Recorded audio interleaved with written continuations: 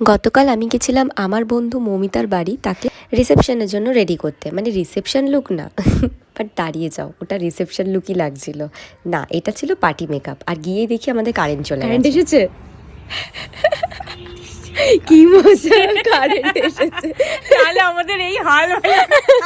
আমরা ছাদে বসে পিকনিক করছি, আমরা ছাদে বসে মেকআপ করছি। অনেকটা মেকআপ আমি ছাদে করে নিয়েছিলাম, তারপর আমরা নিচে নেমে এসেছি। আর এই রুমটায় আমি ওকে রেডি করব। আর দেখো এবার আস্তে আস্তে কেমন রেডি করি। আগেই তোমাদের জানিয়ে দিই, মৌমিতার মেকআপ লুক থেকে শুরু করে শাড়ি সবটাই আমার চয়েসের ছিল, বিকজ ও শাড়ি টাড়ি পরে না, ওর কোনো সেরকম আইডিয়া ছিল না। ও বললো তুই প্লিজ আমাকে দেখে দে, একটু সিলেক্ট করে দে যাতে আমাকে ভালো লাগে। এবার তোমরাই দেখে জানো ওর ট্রান্সফরমেশনটা কেমন লাগছে। আর ওর কাছে ব্লাউজও ছিল না, তো আমি এই ব্ল্যাক গ্লজি ব্লাউজটা দিয়ে এই শাড়িটা পরাই। এবার চলো ওর মুখ দিয়ে শুনে নাও কেমন লাগলো। সেজে কেমন লাগছে? ফাটাফাটি। আমি তো মনে হচ্ছে আমারই রিসেপশনে যাচ্ছি, আমার বাড়ি এইভাবেই ওকে বসিয়ে দেবো।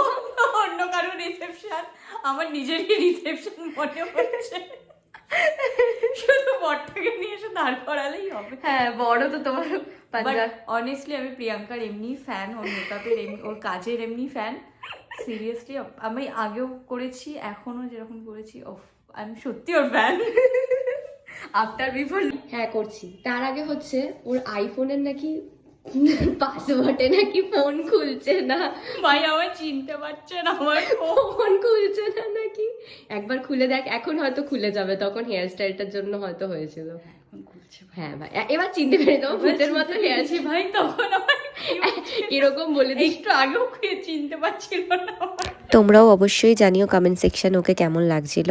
তো মৌমিতা আমাকে ওদের গাড়ি করে অনেকটা এগিয়ে দিয়েছিল, কারণ কি সেম পথেই ছিল ওর বিয়ে বাড়িটা আর আমার বাড়ি। আর আমার আগের দিন জ্বরও এসেছিল, তো আমি তাড়াতাড়ি করে বাড়ি চলে গিয়ে ওটসকে ঘুমিয়ে পড়েছি।